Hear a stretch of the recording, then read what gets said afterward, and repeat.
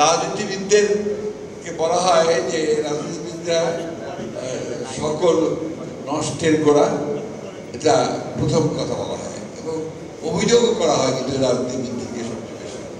স্বাভাবিকভাবেই কারণ একটা রাষ্ট্র তো রাজনীতি দিয়েই চলে, যারাই থাক, যে মতবাদী লোকেরই থাক, তাদেরকে সেই রাষ্ট্র পরিচালনা করতে গিয়ে আপনার বিভিন্ন সময় বিভিন্ন রকম কাজ করতে হয় বা করে, যেমন তারা আপনার জনগণের দ্বারা আপনার সমানিত হন, এটাই কিন্তু স্বাভাবিক। আজকে যে বিষয়টা দাঁড়িয়েছে যে একটা দীর্ঘ সংগ্রাম লড়াইয়ের পরে একটা সুযোগ তৈরি হয়েছে, আমি এটাকে সবসময় কথা বলছি যে একটা অপরচুনিটি তৈরি হয়েছে একটা গণতান্ত্রিক বাংলাদেশ নির্মাণের। আমি মনের প্রাণে গণতন্ত্রে বিশ্বাস করি, এই জন্য আমাদের সঙ্গে আমার অনেকবার তর্ক হয়েছে, আপনার জেলে বসে অনেক তর্ক হয়েছে, কিন্তু আমি গণতন্ত্রে বিশ্বাস করি, লিবারেল ডেমোক্রেসিতে বিশ্বাস করি। বিপ্লব যারা করবেন তারা বিপ্লবী দল করবেন, বিপ্লবী সংগঠন করবেন এবং বিপ্লব করে বিপ্লবী সরকার গঠন করে তারা দেশে বিপ্লবকে সফল করবেন। এটাও আমি মনে করি যে এটাও একটা বড় রাস্তা, বড় পথ মুক্তির জন্য।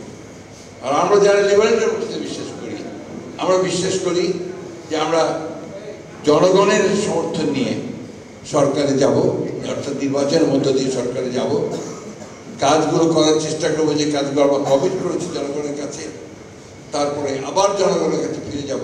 যদি তারা আমাকে আবার গ্রহণ করেন আমি আসবো, না হলে আসবো না। এই লিবারেল ডেমোক্রেসি আমরা বিশ্বাস করি। আমরা বিশ্বাস করি যে সকল মতামতকে প্রকাশ করার সুযোগ দিতে হবে। আমরা বিশ্বাস করি যে সকলকেই তার কথা বলার সুযোগ দিতে হবে। আমরা বিশ্বাস করি যে একজন সাধারণ যে কোনো মানুষের ন্যায্য বিচার পাওয়ার অধিকার রয়েছে এবং তার সমাজে তার মর্যাদা প্রতিষ্ঠিত হওয়ার সুযোগ রয়েছে, কিন্তু সেটা হয় না। কারণ আমাদের বিশেষ করে আমাদের বাংলাদেশে শুধু আজকে নয়, সারা বিশ্বেই বোধহয় এই প্রবণতা দেখা দিয়েছে যে লিবারেল ডেমোক্রেসিকে এখন নিচে নেমে যেতে হচ্ছে, একটু পরাজিত হতে হচ্ছে আপনার পপুলিজমের কাছে এবং অ্যাট দি সেম টাইম আপনার কিছুটা আপনার ওই অথরিটেরিয়ান রেজিমগুলোর কাছে। এটা বাস্তবতা। এখন এটা কেন হচ্ছে, কেন যেটা গবেষকরা বিশ্লেষণ করবেন। রাজনীতিবিদ হিসেবে আমার কাছে মনে হয় যে প্রযুক্তির পরিবর্তনের সঙ্গে সঙ্গে, টেকনোলজির পরিবর্তনের সঙ্গে সঙ্গে আপনার বোধ হয় মানুষের মন, মানসিকতা, সব কিছু আস্তে আস্তে বদলায়। সে বদলানোর ফলে এমন একটা সময় আসে যখন দেখা যায় যে তখন যে রাজনৈতিক কাঠামো আছে সেই কাঠামোটা পরিবর্তন ছাড়া ওই রাষ্ট্রকে ধরে রাখা কঠিন হয়। আমি কিছুদিন আগে চীনে গিয়েছিলাম। আপনারা সবাই দেখতেন, পত্র থেকে রিপোর্টও করেছেন, অনেক একটা বড় দল নিয়ে গিয়েছিলাম আমাদের বিএনপির শীর্ষ নেতৃত্বদের নিয়ে। আমি চীনে অনেকবার গেছি, যতবার চীনে যাই দেখি চীনের ভিন্ন চেহারা, অর্থাৎ চীন প্রতিদিন বদলাচ্ছে। আর তাদের সিস্টেমটা তো ভিন্ন, আমাদের সিস্টেম ভিন্ন। আবার দেখুন আমেরিকার দিকে থাকি, দেখুন আমেরিকার যে রাজনৈতিক যে কাঠামো, সেই কাঠামো আর আমাদের কাঠামো কিন্তু এক নয়। আরেকটা কথা যেটা আমার মনে হয় যে আমরা তো প্রকৃতপক্ষে গোলামি থেকে মুক্তি পেয়েছি আপনার গত বছর 1947 সালে ব্রিটিশ গোলামি থেকে। তারপরে পাকিস্তানি গোলামি শুরু হয়েছে, তারপরে আবার আপনার বাংলাদেশি প্রভুদের গোলামি শুরু হয়েছে। এই গোলামিতেই আছি আমরা। তো গোলামদের কিন্তু একটা সংকীর্ণ মন তৈরি হয়, কিছুতেই আপনার খুব বেশি বড় করে দেখার সুযোগ হয় না। আমি আবার মনে করি যে আমাদের সেই বড় করে দেখার চেষ্টা করা উচিত। আমাদেরকে সেই চেষ্টা করা উচিত যে আমরা একটা মুক্ত সমাজ চাই, আমরা একটা মুক্ত রাষ্ট্র নির্মাণ করতে চাই, আমরা একটা মানুষের মধ্যে মানুষের একটা ভালোবাসা তৈরি করতে চাই। আজকে যে কথাগুলো আমার বোন এখানে বলে গেলেন, একই ঘটনা গতকাল আমি আশুলিয়াতে গিয়েছিলাম। আশুলিয়াতে যে 5 জনকে হত্যা করার পরে একজন জীবিত ছিল, তারপরে পুড়িয়ে মেরে ফেলা হয়, সেইটাকে স্মরণ করে আমরা সেখানে একটা বোঝায় আমাদের পার্টির তরফ থেকে একটা সভা ছিল, সেখানেও এক মা তার 14 মাসের এক শিশুকে কোলে নিয়ে তিনি কথা বলছেন যে আমার স্বামীকে এখানে মেরে ফেলা হয়েছে এবং তাকে পুড়িয়ে মেরে ফেলা হয়েছে। আমি এখন পথে পথে ঘুরছি, আমি জানি না এই শিশুকে নিয়ে আমি এখন কি করে বাঁচব। আজকে যখন বোন কথা বলছিলেন, আমার তখন প্রশ্নরাজির মধ্যে প্রশ্ন আসছিল আসলে রাষ্ট্রটা কি, রাষ্ট্র কার জন্য? যারা এখন দায়িত্বে আছে রাষ্ট্র পরিচালনার, তারা এই 1 বছরেও কি এদের খুঁজে পেলেন না? তারা 1 বছরেও কি মানুষগুলো যারা এই দেশকে পরিবর্তনের জন্য প্রাণ দিল, রক্ত দিল, তাদের জন্য একটা তালিকা তৈরি করে সঠিকভাবে তাদের পুনর্বাসনের কোনো ব্যবস্থা করতে পারলেন না? আমি জানি না। এখন কিছু বললেই আমার 2জন বন্ধু বান্ধব আছেন সরকারের মধ্যে, তারা আমাকে বলে যে তোমরা তো সবসময় আমাদেরকে আক্রমণ করছো। আর আক্রমণ কখন করা হয়? আক্রমণ তখনই করা হয় যখন ব্যর্থ হও। এই কথা তো সত্য যে কাজটা ছিল যে অতি দ্রুত একটা নির্বাচনের মধ্য দিয়ে একটা নির্বাচিত সরকারের কাছে দায়িত্ব তুলে দেওয়ার, সেটা না দিয়ে ক্রমান্বয়ে বিভিন্ন রকম কতটা সংস্কার কমিশন তৈরি করা হয়েছে আমার ঠিক জানা নাই। 6টা বোধহয় অ্যাক্টিভ, 11টার 6টা অ্যাক্টিভ। এখন এই 11 থেকে 6টা আসার পরেও তারা মনে করে যে এটা খুবই সামান্য, অর্থাৎ তারা দেশকে পুরো নতুন একটা আপনার ওই দেশ তৈরি করতে, এটাকে ম্যাজিক্যাল দেশ তৈরি করতে চান। খুব ভালো কথা, কিন্তু আমরা তো চাই যে সেটা জনগণের মধ্য থেকে আসুক। আমরা তো চাই যে সেটা জনগণ সেই শক্তিটা নিয়ে তারা বেরিয়ে আসবে। আমরা দুঃখের সঙ্গে বলতে বাধ্য হচ্ছি যে সরকারের কাছ থেকে আমরা সেই জিনিসটা দেখতে পাইনি। আমি 5 তারিখের অভ্যুত্থানের পরে 7 কি 8 তারিখে আমরা একটা সভা করেছিলাম পল্টনের সামনে, আমাদের পল্টনের সামনে। সেখানে আমি 3 মাসের মধ্যে নির্বাচনের দাবি করেছিলাম। আমার খুব সমালোচনা হয়েছিল, আপনারাও করেছিলেন যে বিএনপি এত অস্থির হয়ে গেছে কেন, মির্জা আলমগীর ফখরুল এত অস্থির হয়ে গেছে ক্ষমতায় যাওয়ার জন্য। তখন কথাটা হচ্ছে যে ক্ষমতায় যাওয়ার জন্য। আসলে এখন আপনারাই বলছেন যে ব্যাপারটা ক্ষমতায় যাওয়ার জন্য নয়, ব্যাপারটা হচ্ছে যার শক্তি, যার ক্ষমতা, যার মালিকানা, তার হাতে ক্ষমতা ফিরিয়ে দিতে হবে।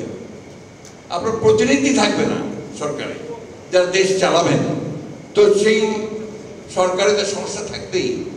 একটা কথা বলার কেউ নেই, কাকে বলবেন, কি বলবেন? আমাদের কাছে এসে ভিড় করছে লোকজন যে আমাদের এই প্রবলেম হচ্ছে, এই প্রবলেম হচ্ছে, এই প্রবলেম হচ্ছে। কে বলবে? আগে তার এমপি ছিল, আগে তার মেয়র ছিল, তারা কথা বলতে পারতো, এখন কোথাও তারা কথা বলতে পারছে না। এই যে বিষয়টা সবাইকে অনুধাবন করতে হবে। তবে আমি অনুরোধ করব, এতটা আপনারা হতাশ হবেন না, নিরাশ হবেন না। আমরা যদি পারি অতীতে, আমরা যদি সেই 52 ভাষা আন্দোলন সফল হতে পারি, 69-এ সফল হতে পারি, 71-এ সফল হতে পারি, 24-এ সফল হতে পারি, উইথ অল আওয়ার লিমিটেশনস, তাহলে আমরা এটাও পারব। এটা আমি বিশ্বাস করি। বিশ্বাস করি বলেই আমরা আপনার এগিয়ে যেতে পারবো। আমি কারো সমালোচনা করতে চাই না। আজকে যে সময়টা, এই সময়টা হচ্ছে পারস্পরিক একটা বোঝাপড়া করার সময়। একটু বুঝে নিয়ে, পরস্পরকে বুঝে আমরা যদি খুব দ্রুত এগিয়ে যাওয়ার চেষ্টা করি, তাহলে ফলটা লাভ করবে জনগণ, তার একটা প্রতিনিধিত্ব থাকবে, তার একটা সরকার তৈরি হবে। এটাতে যে সব শোনা হয়ে যাবে, সব কিছু আপনার সমস্যাগুলো মিটে যাবে তা না, কিন্তু একটা রাস্তা তৈরি হবে, যে রাস্তার মধ্যে দিয়ে আমরা আমাদের কথাগুলো, জনগণের কথাগুলো সেই সরকারের কাছে পৌঁছাতে পারবে। সেই জায়গাটাতে আমরা যেতে চাই।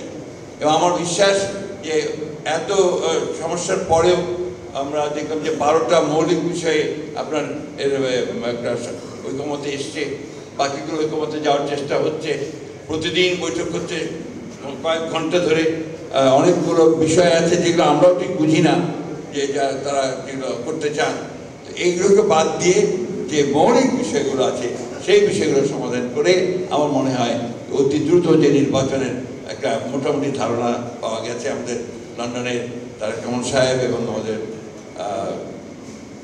প্রধান উপদেষ্টার সবার মধ্য দিয়ে যে ফেব্রুয়ারি মাসের প্রথম দিকে নির্বাচনটা, প্রথম দিকে জানো না, সেকেন্ড উইকে মধ্য সময়ে আপনার নির্বাচনটা হবে। আমার মনে হয় যে সেটা হলেই বোধহয় অনেক সমস্যা, অনেক আমাদের দ্বিধা, সেই দ্বিধা কাটিয়ে আমরা একটা জায়গায় পৌঁছতে পারবো। আরেকটি কথা বলে আমি শেষ করতে চাই, সেটা হচ্ছে যে রাজনৈতিক দলগুলোকে পারস্পরিক একটা বোঝাপড়া থাকতে হবে। এই বোঝাপড়া না থাকলে এই যে আমরা কাদা ছোড়াছুড়ি করছি, গণতন্ত্রের কাদা ছোড়াছুড়ি হবে, অনেক অনেক কথা আসবে, কিন্তু এটা একটা সীমা থাকা দরকার। তা নাহলে যেটা হয় সেটা হচ্ছে যে আপনার একটা তিক্ততা সৃষ্টি হয়, যে তিক্ততা ভবিষ্যতে গিয়ে রাজনীতিকে আরও কলুষিত করে। আসুন আমরা আজকের যে উদ্যোগ প্রেস ক্লাবের, আমি সেটাকে স্বাগত জানাই এবং আমি আপনাদেরকে ধন্যবাদ এই জন্য জানাতে চাই যে আমাকে তারা আবার একটা সুযোগ করে দিয়েছেন আপনাদের মাঝে আসার জন্যে। যদিও এই প্রেস ক্লাবে আমার অভিজ্ঞতা জানতে চেয়েছিলেন আমাদের প্রেস ক্লাবের প্রেসিডেন্ট, এই অভিজ্ঞতা আমি আর বর্ণনা করতে চাই না, কারণ এটা আমার জন্য খুব সুখের নয়, আনন্দের নয়। তবে এটাকে আমি ওই সময় স্বাভাবিক মনে করেছি, যখন আপনার গেটের বাইরে যাওয়ার সঙ্গে সঙ্গে আপনার এই লোহার বড় বড় হাতুড়ি দিয়ে গাড়িটাকে পেটানো শুরু হলো, আমার তখন এই মুহূর্তে বলছেন যে আর বোধহয় জীবন্ত অবস্থায় ফিরে যেতে পারবো না। যাই হোক, ফিরে আছি, আপনাদের সামনে দাঁড়িয়ে কথা বলছি। আমরা যারা গুটিকত সৌভাগ্যবান, যারা আমরা এখনো বেঁচে আছি, কথা বলার সুযোগ পাচ্ছি, আমাদের দায়িত্ব হচ্ছে এই যে আমার বোন কথা বলেন, ওনার কান্নাটাকে আমরা কী করে বন্ধ করতে পারি। আমরা সেই শিশুটিকে আমরা কথা বলতে, উনি ছবি দেখালেন আপনার আমাদের যে শহীদ হয়ে গেছে। আরেকটা ছোট ছেলে কালকে আমার কাছে এসে হঠাৎ করে এসে আমাকে জড়িয়ে ধরেছে, ওর বয়স 6-7 বছর হবে। বলছে আমার মাথাটা না, খুলিটা নেই, খুলিটা প্লাস্টিকের, অর্থাৎ গুলিতে তার মাথার খুলি চলে গিয়েছিল। পরে ডাক্তার সাহেবরা সেটাকে প্লাস্টিক দিয়ে আর্টিফিশিয়াল খুলি তৈরি করে লাগিয়ে দিয়েছে। এর চেয়ে বড় ত্যাগ আর কি হতে পারে? আমি আসলে ওই জন্য মাঝে মাঝে একটু ইমোশনাল হয়ে পড়ি। এটার প্রাইস যেটা আমরা পে করেছি, এর যদি আমরা সঠিকভাবে দাঁড়াতে না পারি তাদের সামনে, শিশুদের সামনে, আমার বোনের সামনে, মায়ের সামনে, তাহলে আমরা এই জাতির সঙ্গে নিঃসন্দেহে একটা বড় প্রতারণা করব। আমি আশা করব সেই পথে আমাদেরকে যেতে হবে না, আমরা নিঃসন্দেহে আমরা সামনের দিকে সুন্দর বাংলাদেশের দিকে এগিয়ে যেতে পারবো।